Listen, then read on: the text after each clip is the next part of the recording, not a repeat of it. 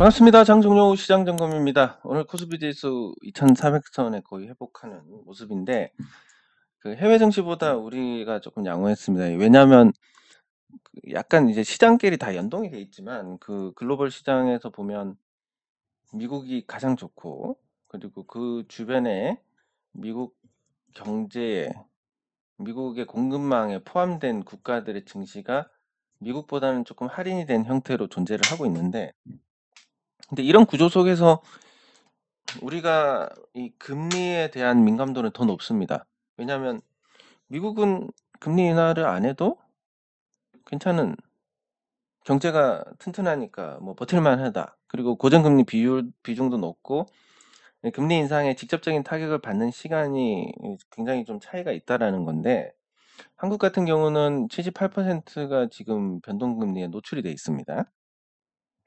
그리고 이 자영업자 부채까지 포함하면 가계부채가 굉장히 위험한 수준이고, 그럼 이거를 이제 위기가 생겨서 터트려 가지고 망가뜨려서 수습을 한다라고 하면 IMF 때처럼 무더기로 많은 사람들이 실직을 하고 또 비주로 인해서 길바닥에 내앉게 될 건데, 그게 과연 필요한 조치인가라고 하면 이 경제적인 어떤 자생이나 중산층의 규모를 유지하는 거, 이런 걸로 봤을 때는 굉장히 부정적인 겁니다.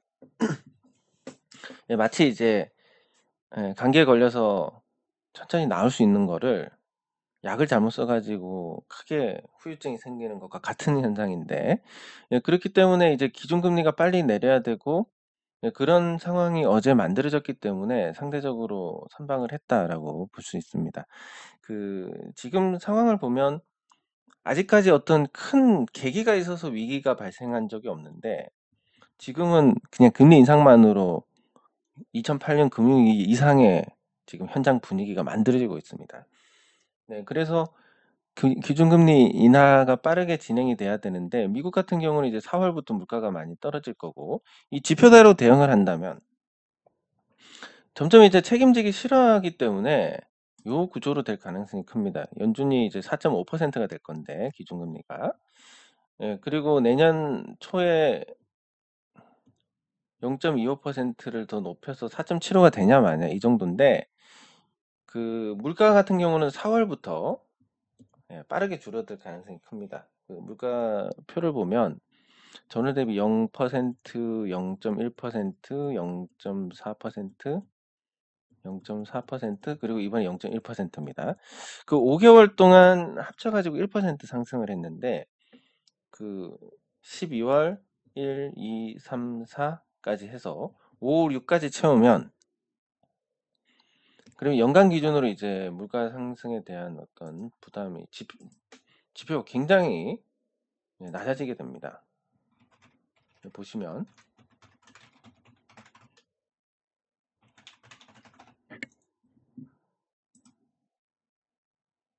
전월 대비로 보면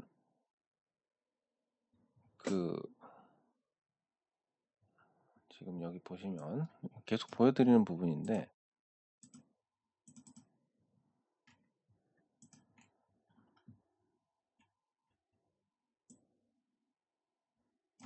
전월 대비로 봤을 때 이제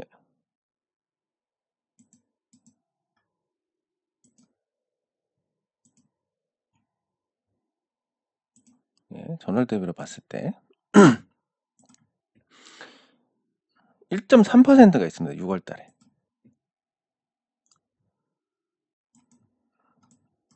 1.3%.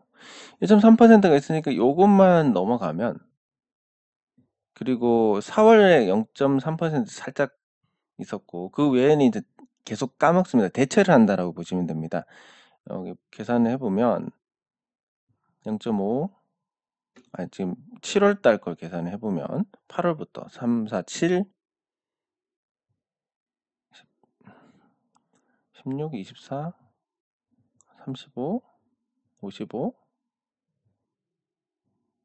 58, 68, 78, 8.1, 8.1%가 나옵니다. 이때. 자, 그러니까 지금 11월이면 이 앞에 11월 거 0.8을 빼고 0.1이 됩니다. 그러면 마이너스 0.7%가 득을 보게 되는 요런 구조입니다. 그러니까 이 12월을 보면 작년 12월에 0.5%가 올랐으니까 0.5%보다 낮게 오르기만 해도 지금 7.1%인데 이번에 이제 6%대가 되는 겁니다. 12월에는. 근데 그럴 가능성이 굉장히 높습니다. 그리고 뭐 계속 0.1%씩 오른다라고 했을 때 1월 달이 되면 0.1% 그대로 계산을 해보겠습니다. 이게 지금 제 설명이 두서가 없는데 자 11월까지 7.1%고 12월 달에 보면 0.5를 빼고 0.1이라고 계속 가정을 하면 0.5를 빼고 0.1이 더해지니까 6.7%가 되고 12월 달은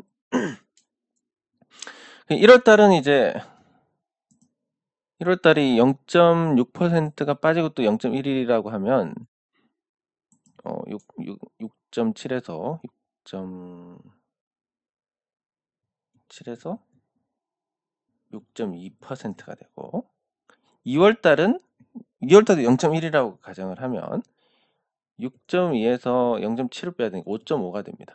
근데 물가가 5.5%인데 연준 기준금리가 4.5%다.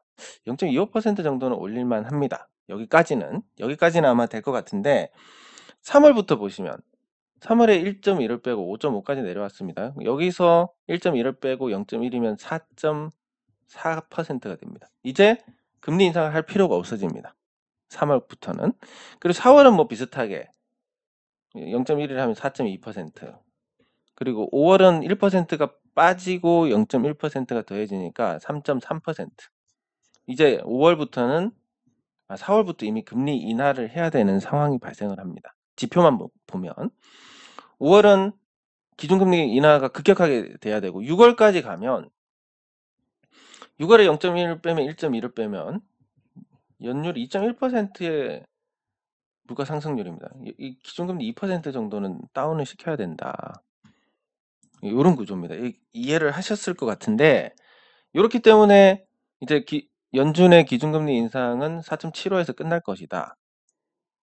제가 예상한 것보다는 약간 높지만 4.75%에서 끝날 거고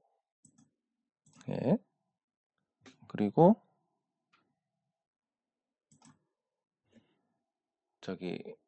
그게 이제 우리 기준금리 3.25%인데 미국이 2%까지 내리면 우리도 적어도 거기 똑같이는 내릴 수 있습니다. 그랬을 때 금리 인하를 하게 되고 기준금리가 2%가 되면서 여기에 연동해 가지고 이자 제한법이라든지 다른 어떤 제도들을 또 조금 정비를 하고 그리고 한국전력의 요금 인상 한 60원 정도 허용을 하면 그러면 이제 채권 발행을 더 이상 하지 않아도 됩니다. 그럼 채권 시장에 돈이 남게 되니까 거기에 따른 어떤 채권 발행의 여유도 생기게 되고 금융시장이 정상화되는 게 불과 한 3개월이면 된다라는 의미입니다. 금융시장 정상화가 3개월이 되면 주식시장이 약간 선반영한 부분이 있으니까 그리고 물가가 이제 바닥이다라고 했다가 바닥이 아니네 하고 이렇게 주저앉은 거기 때문에 물가가 바닥이라고 했을 때 기대치 그리고 선반영한 거 빼더라도 한 2600선 정도까지는 회복할 수 있는 그런 흐름이 나올 거다. 거기서 추가로 상승하는 건 모르겠지만 지수가 2600선에 도달하게 되면 대형주들은 한계가 있습니다. 대형주들은 3000을 가더라도 뭐 10% 정도 오르는 동력이지만 중소형주들은 지금까지 계속 뭐 신저가인 종목들도 많기 때문에 코스피가 2600선이 되고 금리 인하로 또 안정을 찾게 되면 중소형주 입장에서 굉장히 좋은 기회가 발생을 할 것이다. 그래서 내년 상반기까지는 관망을 하면서 이 지표가 제가 말씀드린 그대로 바뀌는지 보고 하반기 정도에는 이제 중소형주 위주로 좀 베팅을 해야 되지 않나. 그냥 물가가 계속 안정이 되면 이제 기준금리가 경기 침체로 인해서 뭐 1% 다시 제로 이렇게 갈 수 있고 우리는 고령화로 인해서 그런 특성이 더 강력하기 때문에 2024년에는 미국과 무관하게 제로 금리를 가야 되는 상황입니다. 그래서 그런 전개로 갔을 때 시장이 어떻게 될 것이냐. 내년 하반기부터 좋아져서 내후년에는 유동성으로 다시 좋은 형태의 흐름을 갖추지 않을까. 그렇게 볼 수 있고 그러면 내년 상반기 말부터는 조금 적극적으로 저평가된 종목을 공략하는, 지금 이제 너무나 저평가된 종목들에 대한 접근, 그리고 실적을 잘 내는 종목에 대한 접근, 그리고 내년 상반기 말에는 유동성 원기가 퍼지는 과정에서 중소형주에 대한 접근, 그리고 내후년에는 아무거나 사도 되는, 요런 정도의 큰 틀을 세워두시고 시장에 대응을 하시면 좋을 것 같습니다. 이게 말만 이러기보다는 제가 실제 투자를 해야 되는데, 뭐 그냥 우스갯소리로 말씀드리는 거지만, 어, 그때 제가 2020년이었으니까 돈을 이제 저는 5년 걸린다.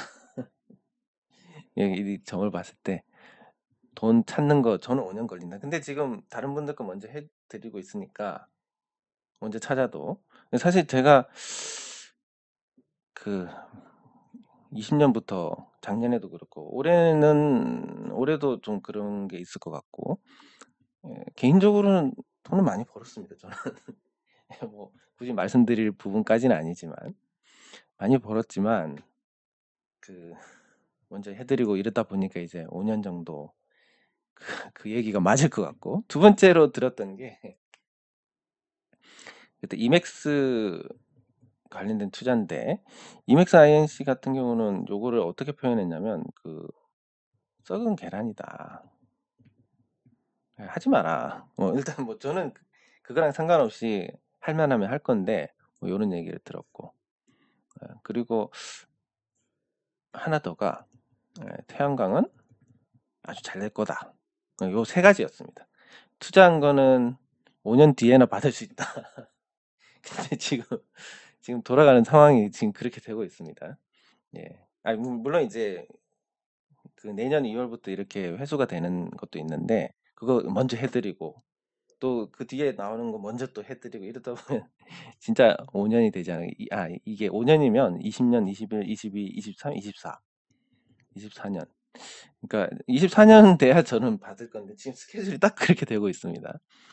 예, 그리고 이맥스는 다른 쪽에서 경매를 받아가가지고 투자 요청을 하고 있는데, 어쨌든 뭐 전환사채 형태로라도 조금 참여를 하고 싶었지만 그 조건, 우리가 제시한 조건, 처음에 협의한 조건을 못 맞추고 있습니다. 그래서 요거 투자 안 될 것 같고, 태양광은 지금 이제 많은 분들이 호응을 하셔가지고 잘 될 것 같고 이런 상태입니다.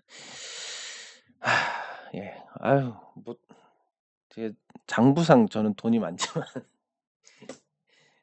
계속 뭐 돈이 없어가지고 코나 EV 타고 다니고 있는, 그런 신세입니다. 앞으로 한 2년은 더 그렇게 살아야 될 것 같은데. 예, 그러면 이제 댓글 확인하도록 하겠습니다. 네, 감사합니다. 예, 감사합니다.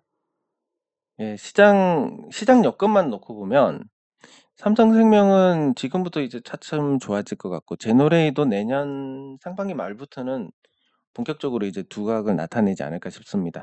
근데 그 전에 이제 자사주 매입이라든지 이런 걸로 회사 측에서 하방을 단단하게 해주니까 그래도 짜증은 나고 그렇지만, 기다리는 데는 문제가 없지 않을까라는 생각입니다. 하반기 이후로는 좋은 결과가 있지 않을까 싶습니다. 항상 그렇지만 이게 이런 게 됩니다. 이렇게 가다가 이렇게 가는 경우, 그러면 저는 이거를 피하는 방법이 없느냐라고 봤는데 없습니다. 기술적으로 피하는 방법이 없고, 여기 눌림목이다 지나고 나서 알죠. 어떻게 합니까 이거를. 그래서 여기서 계속 가다 보면 이 믿음이 강하지 않으면 요 눌림목 자리에서 와 진짜 이 열받아 죽겠는데 이제 더 내리네, 더러서 판다, 이렇게 됩니다. 그래서 실제 좋은 종목을 갖고 고생 오래 해도 이걸 못 먹는 경우가 많아가지고, 그래서 제가 말씀드리지만 고장난 시계처럼 맞을 때까지 기다리는 게 결국은 투자입니다.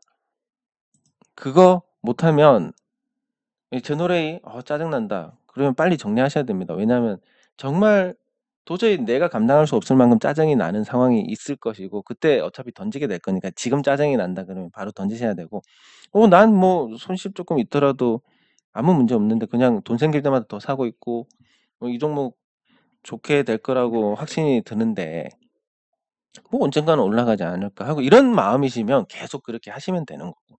그래서 제가 "아 도대체 언제 올라가냐."고 질문을 주실 때 그냥 그 쪼끔 불쾌하실지 모르겠지만 그냥 파시라고 말씀드리는 게 그런 심리 때문에 그렇습니다.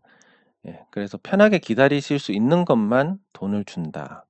예 요것도 기억을 하시면 좋을 것 같습니다. 예 감사합니다. 예 애초에 그러니까 이 투자 성향이 안 맞는 거라고 보시면 됩니다, 그런 부분들은. 네 감사합니다. 예 감사합니다. 아 예. 저도 뭐 특별한 문제가 없었으면 네 제가 500 에서 또 350 에서 또 170 에서 뭐 요렇게 이제 쭉쭉쭉 가면서 이제 저는 예 태양광으로 경제적 자유인에 도달을 해서 더 이제 편한 주식 투자를 할 수 있는 여건을 만들어 가기 직전에 이제 제 정성이 부족한지 다시 검토를 해 보니까 뭐 요런 것들은 다 포기를 하고 예 가고 있습니다. 나중에 태양광은 나중에 해도 되지만 예 신뢰를 잃으면 뭐 뒤가 없으니까. 예. 아무튼 500 킬로와트면 예 충분히 경제적 자유인에 도달하실 것 같고 어 이게 여유 자금으로 500 킬로와트를 하시면 그 뒤에는 이제 돈이 주체가 안 될 수도 있는 예 그런 상황이 되실 거니까 되게 괜찮을 겁니다. 저도 예 태양광을 우연히 이제 처음 접하게 됐는데 시기가 좋았습니다. 일단 운이 좋았습니다. 왜냐하면 제가 처음 접했던 시기가 만약에 2017 년이다. 그럼 이때 패널 가격은 비싸고 장기 이제 그 태양광 S&P라든지 REC가 좋았던 시기였습니다, 이때. 이때 못 모르고 만약에 투자를 했다가 나중에 S&P 하락이나 REC 하락을 얻어맞았다. 이렇게 됐으면 저도 태양광에 대해서 굉장히 부정적으로 얘기를 하고 다녔을 건데 접했던 게 2020 년이니까 이때는 이제 패널 가격도 싸고 S&P REC가 바닥을 치던 시기여서 이제 턴하는 그 시점에 이제 처음으로 맛을 보게 됐습니다. 예 그래서 이것도 뭐 다 좋은 상품이고 다 좋은 투자처겠지만 개인적으로 또 궁합이 맞아야 되는구나. 네 근데 지금도 나쁘지 않습니다. 지금도 패널 가격 오르긴 했지만 패널이 한 40% 정도 올랐습니다, 모듈 가격이. 근데 이거는 그냥 중국산으로 바꾸면 됩니다. 오른 걸 상쇄하려면 중국산 바꿔서 해도 되고 중국산이 개인적으로는 더 좋은 것 같은데 왜냐하면 가성비가 좋으니까. 예 그리고 S&P나 REC가 많이 올라 있는 상태니까 현재 기준으로는 투자금 횟수까지 3 년이면 될 것 같고 그게 뭐 S&P 상한제라든지 이런 것도 사실 저걸 강행을 장기간 강행을 할 수는 없습니다. 예 거기다가 한전이 요금을 올릴수록 하단이 높아집니다, S&P 하단이. 그럼 점점 안정적인 투자가 되고 물가 상승도 반영을 하고 지금까지 물가가 한 3배 오르는 동안 전기요금이 50% 정도 올랐는데 이걸 '괴리를 맞춰 간다.'라고 하면 예 태양광은 정말 괜찮은 겁니다. 물가 상승을 초과해서 반영을 하기 때문에.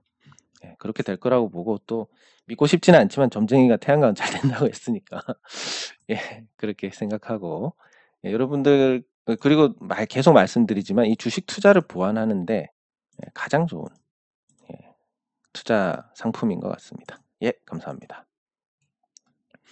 아 뭐 소각까지는 안 해도 될 것 같고 나중에 자사주 갖고 있다가 뭐 정말 이제 시장에서 주가가 너무 높아졌을 때 뭐 한번 터는 뭐 그런 정도면 회사에 큰 이익이 되지 않을까. 예. 그러니까 저는 이제 작은 기업들은 자사주 소각까지 하는 건 아니라고 봅니다. 왜냐하면 변수에 노출이 됐을 때 예 대기업에 비해서는 그 대응이 좀 떨어지니까. 예 근데 뭐 자리 잡은 대기업들은 자사주 소각하는 게 맞을 것 같고. 네. 예. 편출. 예 요 영향도 있었다고 말씀을 주셔서 예 보완을 하면 될 것 같습니다. 예 감사합니다. 그리고 예 뭐 경영진이 어떤 상태인지는 잘 모르겠지만 예 이런 게 있습니다. 예를 들면 저 같은 경우 저의 심리를 말씀을 드리면 저는 이제 누구보다 괜찮다고 생각을 합니다 저는. 경영자로서 경영 능력이 아니라 이 도덕성으로는 누구보다 괜찮다고 생각을 하는데, 그래서 투자를 한 부분도 가급적이면 이제 다 같이 잘 되면 좋겠다. 네, 그래서 다 같이 잘 되는 쪽으로 이제 많이 이제 배려를 했지만 잘 안 되는 상황이 됐으면 이제 채권 회수를 해야 된다. 조금은 더 뭐 이런 게 이제 안 통하는 상황이 됐습니다. 왜냐하면 제 마음속에서 이미 그렇게 됐는데. 그러면 결국 뭐 일반적인 경우랑 똑같습니다. 기회를 한두 번 정도 더 주는 거지 사채업자나 저나 뭐 하는 건 똑같이 돼 버리는 겁니다. 이런 것처럼 경영진의 어떤 도덕성이 훌륭할 수도 있고, 그렇지만 또 나쁠 수도 있지만 결국은 상황이 되면 다 비슷한 결정을 하게 되지 않을까. 예. 그러면 나쁜 놈들이 정말 나쁜 짓을 했는지 보면 LG 쪽은 확실히 안 될 것 같은데, 왜냐하면 걔네들을 하는 거 보면 그 주주들이 아주 심각한 타격을 입는 경우가 많았습니다. LG카드부터 해 가지고. LG에너지솔루션도 사실 어떻게 보면 그런 편법적인 주식시장을 이용한 편법적인 대응의 연장선이라고 보니까, 그래서 저는 LG 주식에 대해서는 굉장히 부정적으로 생각을 하고, 지수도 LG랑 동업을 하고 있었으니까 그런 관점에서 볼 수가 있지만, 그래도 아무리 마음에 안 들더라도 이 결국은 상황에 대한 판단은 그냥 상식적인 선에서 해 나가지 않을까. 그러면 주가가 싼 게 결국은 우리 한국 증시에서는 장땡이지 않나라는 생각을 해봅니다. 네. 감사합니다. 예. 예, 감사합니다. 어우, 예, 훌륭합니다. 제 예상이 틀렸습니다. 저는 이제 그 생산자 물가를 보고 이번엔 다소 좀 높지 않을까 생각했는데 그것조차도 꺾을 정도니까, 예, 조금 더 지금 물가에 대해서 긍정적인 신호가 온 게 아닌가, 싶습니다. 네, 감사합니다. 댓글 확인이 끝났고 종목을 보면, 그냥 오랜만에 이제 인트로조를 한번 보면, 그동안 이제 인트로조 같은 경우는 상대적으로 우리 종목들 중에서는, 다뤘던 종목들 중에서는 꽤 그래도 준수한 편이었습니다. 왜냐하면 이제 진입 시기도 조금 괜찮았고, 그리고 위에 한번 갔다 왔고, 그리고 이거에 대해서 이제 제가 뭐 명료하게 전략 매도 이런 말씀을 드리지는 않았지만 요 비중 축소에 대해서도 언급을 했었고, 과거에.